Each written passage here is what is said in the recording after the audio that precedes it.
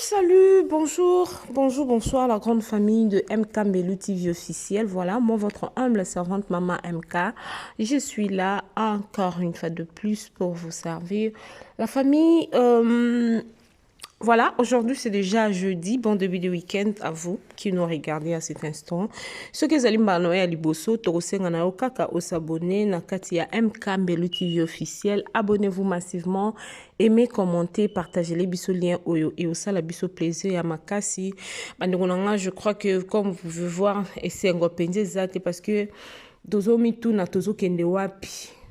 Tozo kende wapi. Moi, j'aime pas vraiment kokota la mama kambu ya basali nzambe na linga penza te. Je me dis que relation oyo mutazala nango na nzambe kaka yende mutu ayebaka. Relation oyo mutazala nango bon netinga mama mkane na zabui. Bino boko mona nga penza musuniste ekobiste. Mais relation oyo nga nango na nzambe. Kanga na nzambe nde toyebi. Na otia la biso video ya ndeko na biso Marian Tumba ayeko loba que non alobi ba vidéo automoni. J'espère que batebele bomona kiango le kanaki magicien moko nganga moko ale kanaki azotanga ba kombo ya bandeko na biso ba influenceuse que soki ba komi wana c'est parce que ba kenda pa na yende mutasala que bandeko wana bazala lolenge wana oyo bazali atangi ba kombo bandeko na biso ba influenceuse. En tout cas moi ebele j'espère que boyebi ba chacha d'or atangi komona bango. Mais Marian Tumba ye alobi pasteur na biso alesa azane na problème azane na compte à rendre na ye apesi mo ba explication moko ezali wana na kati ya video o nazuti la biso siko la famille tolanda ya video wana ebongo tozonga na sima to meka un peu ko solo la to yeba nanu tozokende wapi basala nzambe bazala pona ko sangisa to pona ko panza. Tolanda na une vidéo oyo puis tokoyanga pena meka kopesa point de vue na ngai na situation oyo parce que na lobe bande bandi je pas voulu kotia zolo na na kati. Mais là je vu que non on doit quand même parler parce que nous sommes tous des chrétiens tous habitants soba na nzambe. S'il y a un problème nous devons quand même venir pour essayer un peu de partager ensemble les mususu na moko oyo ya nango na onga na enango ekosangisa biso et osala biso moi malamu. Tolanda vidéo oyo et puis on se retrouve juste tolanda audio pardon sa vidéo dans ciao vidéo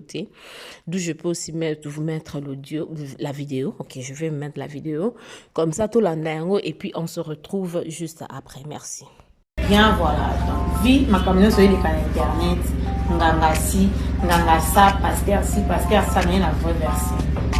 Nganga yo kuto milongo la place bo bitumbo za niveau noti ilo moi ça te mbola milongo la guerre yo eza yanga na pasteur sikoyo pasteur tellement robeta na pikente ake kujwa soit disant nganga personne n'a kutunga ngati soit bana musinda atanga nganga pasteur yo soyez pour kotaka plutôt pas la kota trouble akota komba bana batu ke balie ba papa na bango ke basali boyo kokotsa zizani kokotsa trouble na kaza bana batu. Et puis pasteur kwa mtema mabeyo pa pasteur ma chérie frère kwa mtema et tant que pasteur yo moko yo pasteur o utaka na ngobonde kubeta kita kana ndo beta mpe bien elo ko sala ko ma pasteur ti lelo oyi be église ba to ko beta kita eza kita kana ndo beta ngozo ki ma ozo ki se pas nganga OK n'est pas nganga alors. Et puis pasteur afandi pe en église afandi tala ba bola ba papa na ba ototeka ba mai ba mama ba ototeka ba makala ba teki su ba nini ba zumbu na ba basi ba ifana sa mo na kati église o ba yo ka témoignage oyo pasteur on permettre en temps le matin fille moko boale ki papa na ba. Mais franchement on a choqué non il va où va le monde ba église à Congo bongo sala biso nini comment pasteur a konzimi ça ba to nganga za na pouvoir ya kolia mutu mais ça veut dire que nini pasteur a osa makamunyo surtout cible la pasteur ngam na pasteur oyo tonga na beli na sala 12 ans na malade na sala témoignage avant na côté hôpital pasteur ba contactanga ina bana na ina sala on hôpital ya nzimbo ba pesa nga bana sona yimi nzimbo de malafo et consoler bato faut pas pour la bato de me carte là ba futa mbongo la celle son abonnement son abonnement soit qui n'a pas plus de 100 cas d'utilisateurs bah c'est là vu que nous avons internet on doit payer la bien sûr nous va faire un coller pour la alcool moi quand on va sur le bana carte c'est même ça ba kana ngo ba yeke na bela alcool parce que avant yo kana benga au sœur Maria do sai nzimbo bozui au moins que là que ça la grâce il y a tout travailler ensemble. Nous avons travaillé ensemble, nous avons ma prophétesse, nous avons ma secrétaire, nous avons travaillé ensemble avec pasteur. On travaille ensemble, genre que, on le balabadou, et du coup, on a yoana, Isaki va nous quitter, Bachaki va nous on a katuna, pasteur, Yanzambi qui ngandi, nous avons dit ici. Nous avons encore vagina, ah non, pasteur, on a ça, on a après quelques jours, nous avons un problème dans le hôpital, nous avons passé les mains grâce à ce docteur Maïe, les mains qu'on a quand ça va quatre mais nous avons oh là la raté à ça grâce à ça une opération puis les colonies les filles qu'on a ils ont na font une parenthèse là on avait 12 ans na 12 ans on a 4 ans d'ailleurs fan dans la série na mona na konda mbima mais tellement ça ba que bo simba nous autres même oli moté yo mona ko farati soki mutakufi na mokili o zanza mutapermeta nzambe apesa kayibe mutapermeta kayimba zwaka. Comment bien beaucoup dit que moi n'a pas un pouvoir dans les papa moi qui est faux pasteur tu n'es qu'un simple guitariste au comme qui pasteur qui prophète ndengeni moi n'est pas aussi biso touche ok si quand allez voilà partir les cas voilà na bana témoigner na ngate na oza gloire na ngate tant on a bien hôpital na témoigner na internet pasteur a benga ngo ya ko sa témoignage dans l'église le banzambe na ngam tasali bonga bina partager gloire il y a 12 ans de souffrance tena batamokili les gloire en Zambie faut pas y baquer ce qu'on paye les normes les lois nature Zambie dans Zambie à ça la grâce et tout qui nous hôpital ils ont pas soin pour vous piquer il est temps après ma micro au té au les cabounes qui n'a pas vacances c'est pas chérie n'a pas comment le papa au cas ma téléphone je ne sais ma téléphone vrai version là qui avant voyager on doit passe qui n'a pas tout qui mène ça avec voilà on a pas ici mais ça gravité na couche avion business class na voyager na comment la Dubaï na ça 2 jours à penser pendant na zonga peine ambulance yo a bon cas nzambe kana maone de quoi linga mini na ya na kota hôpital na mto teranga na za sikatasa katikata parce que penser pendant na basanga la parole babaye bafumula basukoli ni ngamba sala pe na zonga na bon pendant tout ce temps là avec na contact na bana passer tout sur la part normal ka entre la jeune mon père dans un hôpital et tout pasteur a raison à l'issue au sœur Maria le rôle à opérer opération de réussir il y a tout travailler pour ça témoignage dans l'église que les acquis dans ma pandémie des acquis votre réseau ba jaloux les vraiment la vie nous mata ba chaque le monde pour ba bomayo et Rizman Zambe nanga asali kubika na tali pour espace mon na zabo na panneau publicitaire à Oula Manzambe vu na ngeza vérité vie au besoin on a vivre et ça véri et ça t'a même mon baté mais sous qualité les titi tout ça en les monde et ça grâce à ça il y a un kango l'unza de kala la muka c'est pila na rasa la kango alors pourquoi ça va t'amitié na pourquoi ça va bolo tu bana ba mbona ba mike ko ba ochama bonza yo zo s'enrichir ko pesa ba no ba ki poto batanga na ba école bien batanga ba tikala ka ba bola na sala yango te na bola parce que ça nini akota na ranki on place ranki na ngala pasteur yuta siko alinkaka apesa lisolo elenge apesa scénario elenge si bana bata koti si bango pasteur asali confusion na kasa bana bata créer division créer une confusion bana bata komi ko swana ye tata mukolo guitariste afandi siko atika papa oza champion ba faux témoignage te ba lekio na ba faux témoignage place basuka luka otuna même si ba sait que ça bibe mais you know ça scène est on sait que c'est bien mais ba ça ba scène on sait que ça bibe mais mukilipe nzimi nzambe tema za jalo linga okabola gloire na été abeta ba pasteur na fille nde mona yo nzambe lekisolo na nzila na nga po ba kinyoso futa ba mbongo ba osaba témoignage le kuta ba ba pesa ba vraie version en internet za branchi po le qui pasteur ya rando e témoignage te eza ki bonzambe te eza rando ndo le qui na internet alors yo mona biso pasteur ma chérie mon frère makamanga na lobiawa ce que dans le coutal les cas na chaîne na chair na yo kuna ce qui chair ce qui cercueil ce qui tombeau matal pour le bana parce que moi na on a DS abanganga wana akosi vous verrez le contraire que na aussi parce que au contactant on peut ça ba témoignage le kuta na boya yango oziko comme ko lelisa bana bato au comment le code détruire ba réputation bana bato ya ko détruire yanga mutu za bana na compte à rendre comme ça nzamba ko telema akolakisa na mokili comme oza faux ce qui prophète ce qui pasteur pour na ebelo na guitariste na bita guitare na kana na kosi nzamba ko telema koloba papa évangile yango bokomi na mowa bo miso to miselekete na banzoto magorodo bakiti bambetu bamwinda na banzoto abato ekokite quel pasteur alingi célébrité ba pasteur na biso mikolo bokomi kolinga succès kolinga na biso ba influenceur bolingi succès balo banzambe ya pasteur kingani to balo banzambe ba bakisi ko mono likolo nzambe ana zala raté nzambe alinga ba jeter lo binzambe suki point nzambe bakisa ko ba pasteur kingani zala pasteur cible no yo yaka to sala rando pour la spiritualité vraie version ya mwana batala kimi na nzambe kote bino bana na nzambe botika odana ba confusion kingani ndalo ba ikengani ndoki o kingani na dia mutu aliaka na mokilo azate nzambe ne muta desidaka mwana moko tazana pouvoir ya ba parents na ye soki nzambe décider ti botika ocha makala moto likola bana bato cible ya pasteur wana ezanga parce que alingaka tunga ba immeuble tunga ba ndako likola ba témoignage wana usala ye nzambe pe na bolamu na nzambe na te mana sata mbali toko na ye domoni confusion oyo aki ozwa ngango ya salite chimuke yo ko dunganga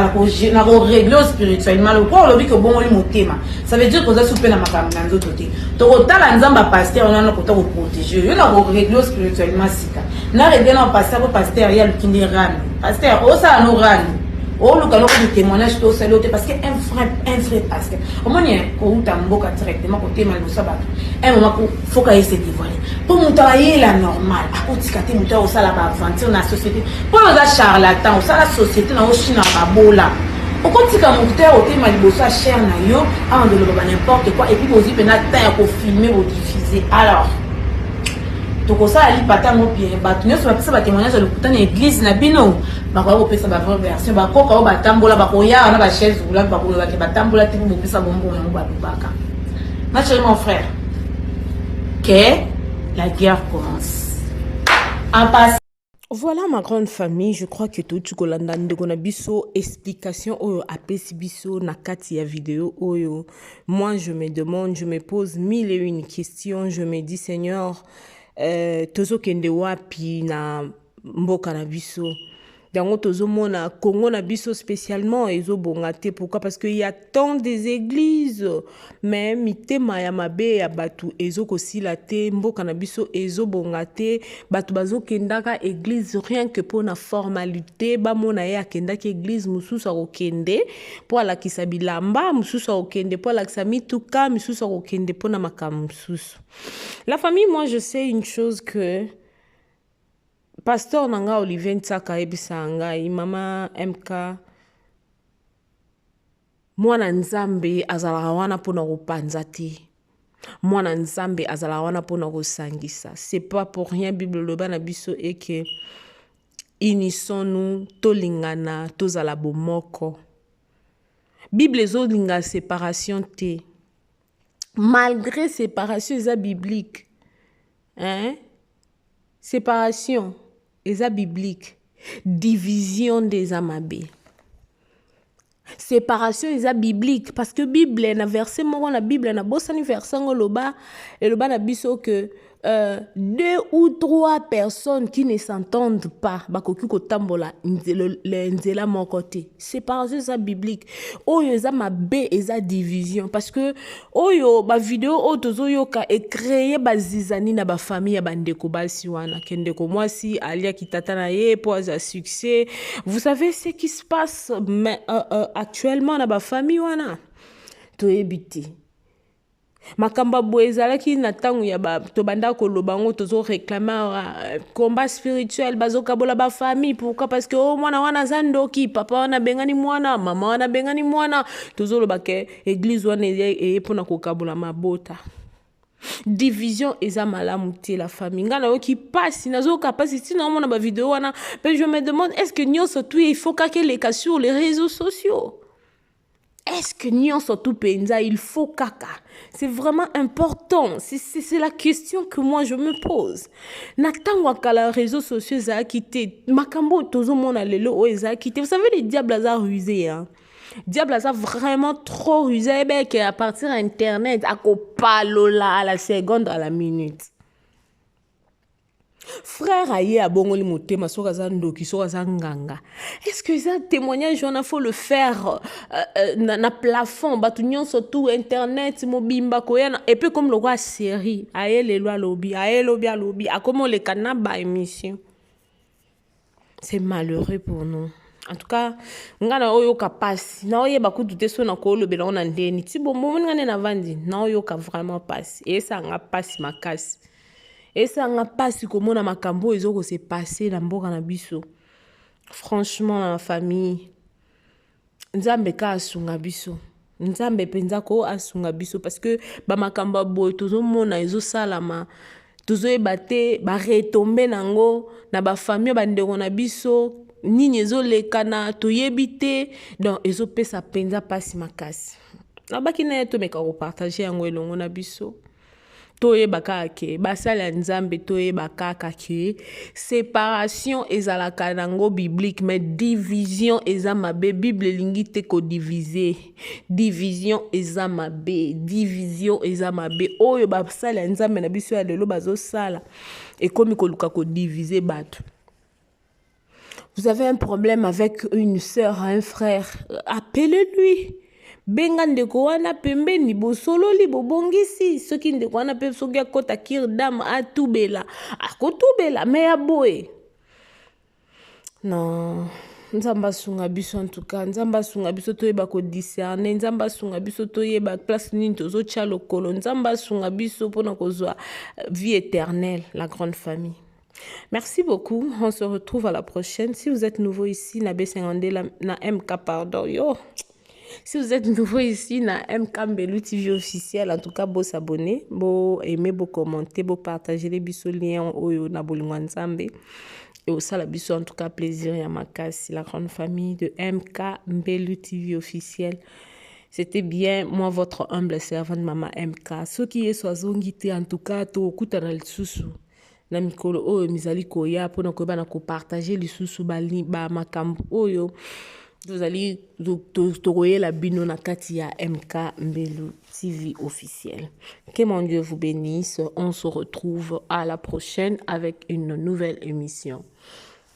À tous.